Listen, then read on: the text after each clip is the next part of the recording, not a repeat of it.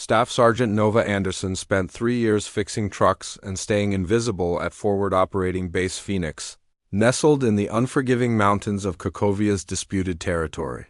The other soldiers called her Wrench, always covered. In Greece, always quiet, her hands perpetually black with motor oil and her brown hair pulled back in a regulation bun. The motor pool was her domain, a sprawling collection of garages, parts warehouses, and vehicle bays that serviced everything, from armored personnel carriers to supply trucks. She had deliberately cultivated her reputation as the quiet mechanic who could fix anything with an engine, never drawing attention to herself, never seeking recognition, just doing her job with methodical precision day after day. It was the perfect cover for someone who needed to remain invisible, but what the other soldiers didn't know was that the harmless mechanic possessed one of the most dangerous skill sets in the United States military. Before her reassignment to vehicle maintenance, she had been Staff Sergeant Nova Phantom Anderson of the 1st Special Forces Operational Detachment Delta, the Army's most elite killing unit. 47 confirmed kills across 6 classified operations in 4 different countries decorated her secret record. She was an expert in close-quarters combat, long-range precision shooting, explosive ordnance, and what intelligence files referred to as targeted elimination protocols. She could kill with her bare hands, with a rifle from 800 meters, or with improvised weapons made from garage supplies.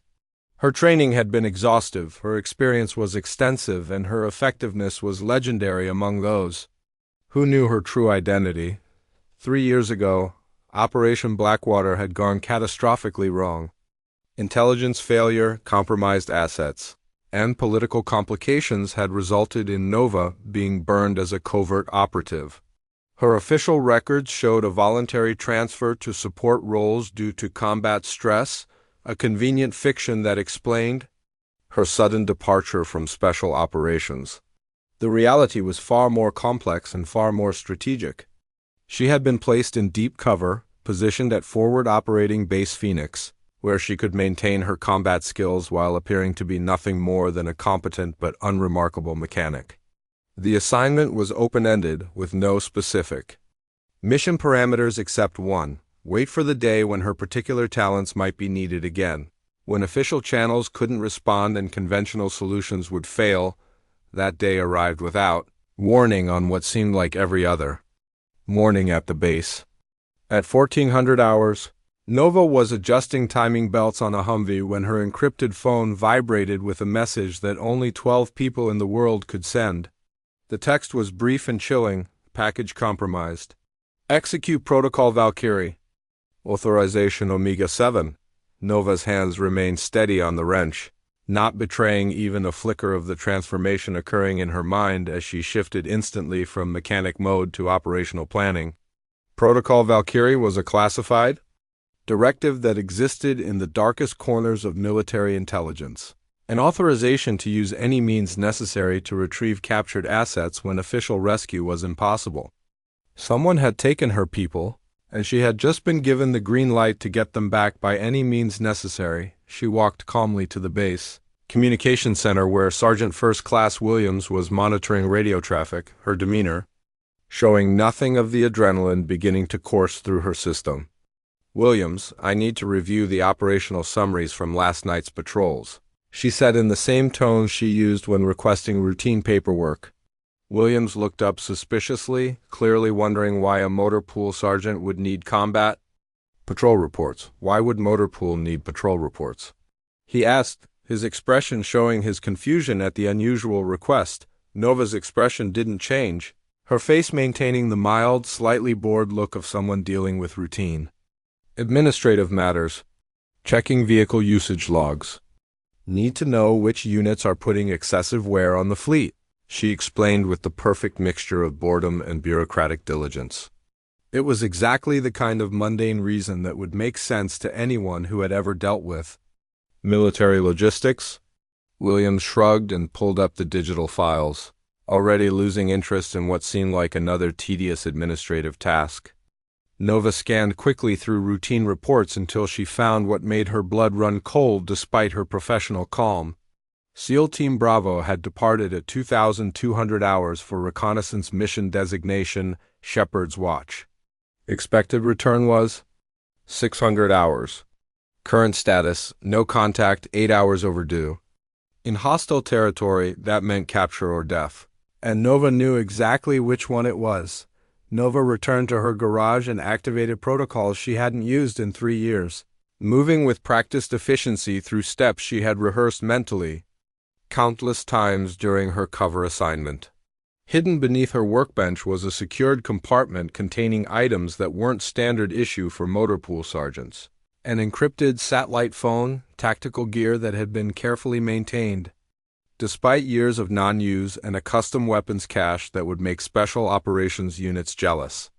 Her satellite phone connected to a number that didn't officially exist, routing through multiple secure relays before reaching its destination. "Control, this is Phantom." "Package status?" she said quietly, using the call sign she hadn't spoken. Aloud in 3 years. The response came immediately, the voice on the other end crisp and professional. "Phantom Control, package compromised. 6 assets confirmed captured by hostile elements. Grid coordinates 41.7258 north, 44.6372 east. Enemy strength estimated 40+ combatants. Rescue impossible through conventional means." The coordinates placed the captives deep in hostile territory at a location Nova knew from intelligence reports to be heavily fortified. This wasn't going to be a simple extraction.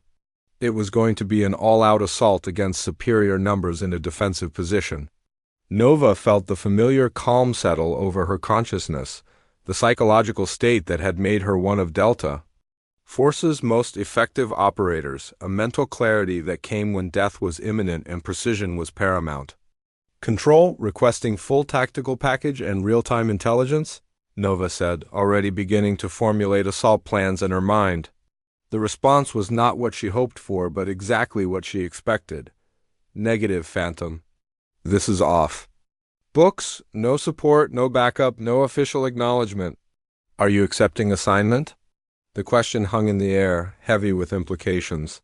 She would be completely on her own, with no air support, no quick reaction force, no cavalry coming if things went wrong.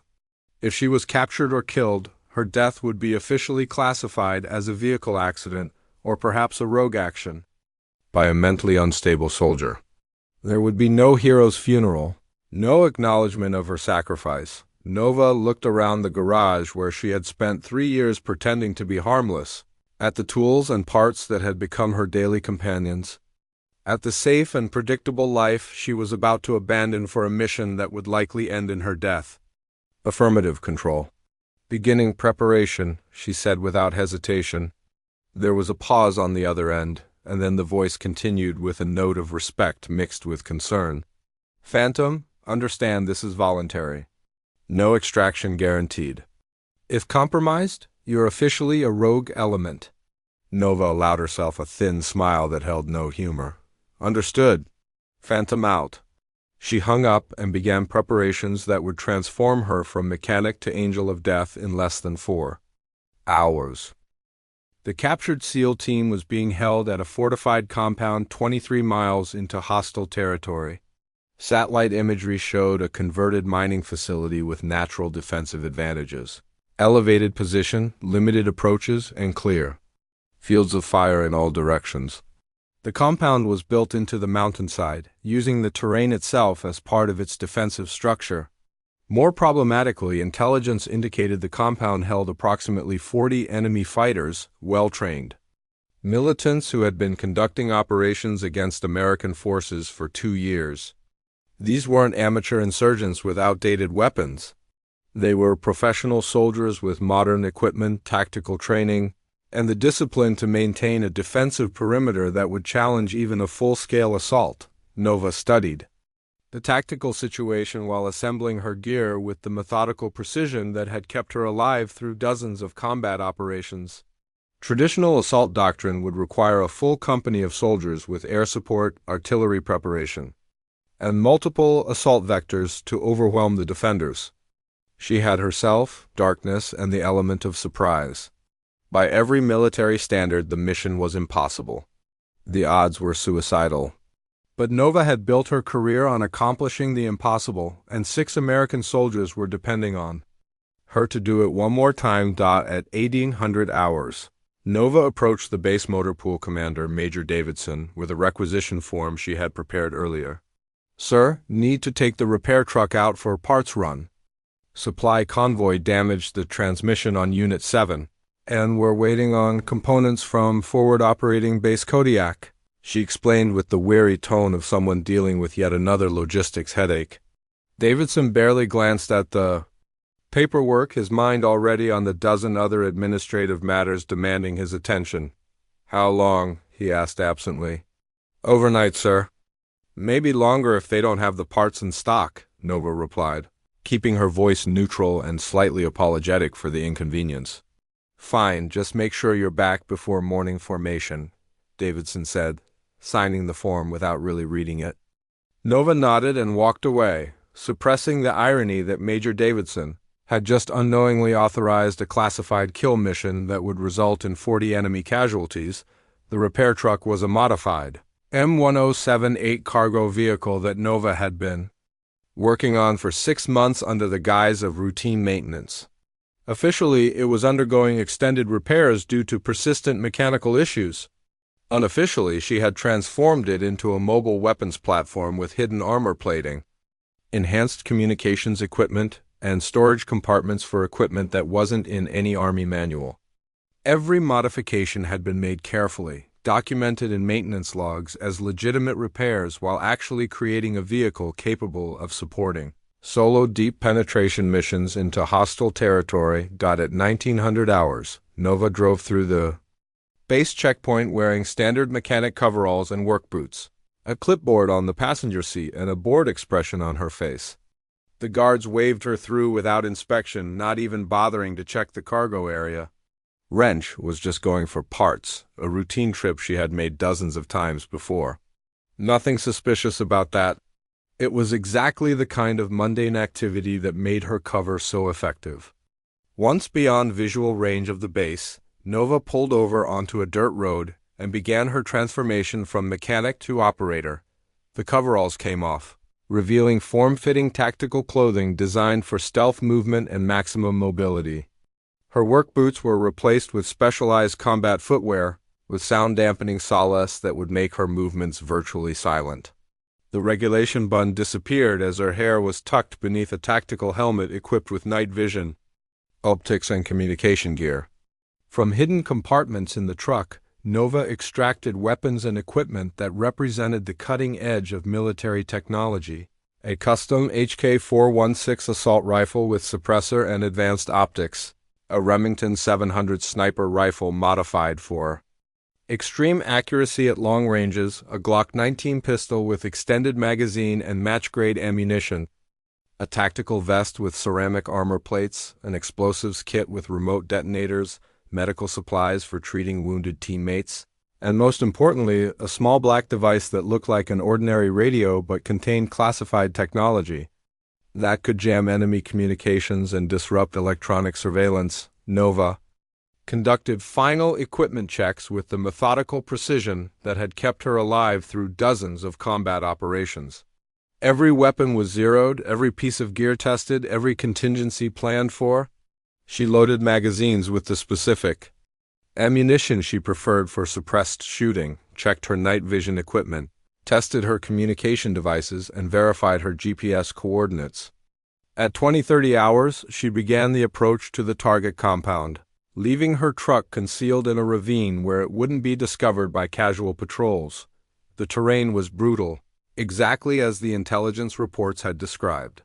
Jagged mountains, deep ravines, and loose rock that could betray movement to alert sentries made every step a calculated risk.